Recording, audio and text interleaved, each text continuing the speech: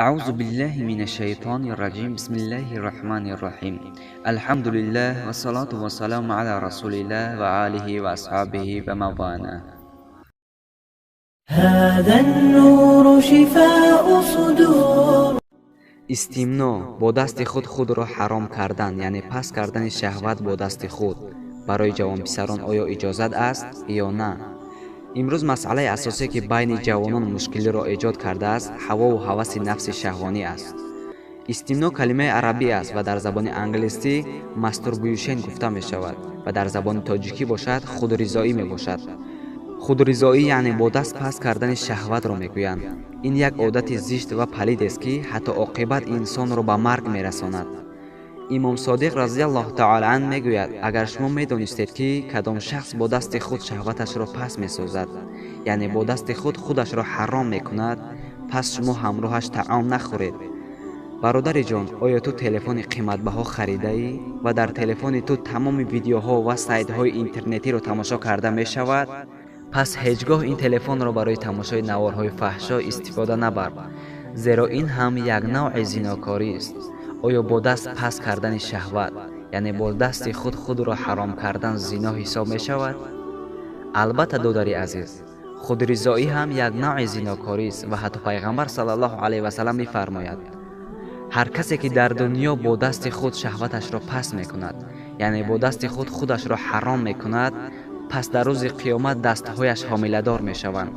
پس همه مردم می دانند که همین مرد در دنیا خودرضایی کرده است یعنی با دست خود را حرام کرده است. امام صادق رضی الله تعالی عنه می فرماید هر کسی که شهوتش را با دست خودش پس می کند یعنی با دست خودش را حرام می کند پس او با جسم و نفس خودش نکاح کرده است.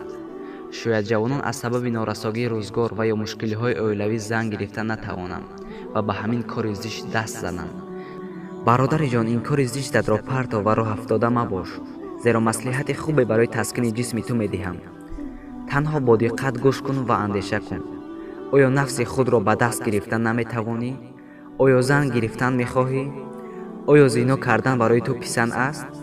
پس گوش بده. پیغمبر صلی الله علیه و سلم می‌فرماید ای گروه جوانها، کدام شما دستتان میرسد پس زن گیرید، اگر دستتان نمیرسد پس روزه گیرید تا شهوت شما پس گردد. روزه چشم شما را از حرام کرده های خدا باز می‌دارد. عجب یک توصیه خوب برای جوانان بود. تنها جوان مرد حقیقی شوید و صبر و پیشه گیرید و برای شیطان پیروی نکنید، زیرا خودرضایی یعنی با دست خود را حرام کردن شما را به مرگ آورده میرساند. ما از کجا میفهمیم که فلانی شهوت خود را با دست خودش پست میکند؟ علامت های شخصی که خودرضایی میکند یعنی با دست خودش را حرام میکند این است: دقت. نشانه یکم خرابشوی بدن میگردد. نشانه دوم از بین رفتن زیبایی چهره. نشانه سوم پریشان خاطری و فراموشی. نشانه چهارم هر گونه خیال و تصورهای فحشا در پیش نظر. نشانه پنجم کمشوی رزق یعنی بیپولی. نشانه ششم کوتاه گشتن عمر. نشانه هفتم بی‌قراری در کارهای زندگی. نشانه هشتم هوا و هوس خوردن نسبت زنهای بیگانه. نشانه نهم سستشوی قوای جسم. نشانه دهم سستشوی ذهن. نشانه یازدهم سستشوی قوای مردانگی هنگام همخوابگی. برادران عزیز، کوشش کنید تا این 11 نشانه در بدن شما جای نگیرد، زیرا خود را از دست داده و به مرگ دچار می‌شوید.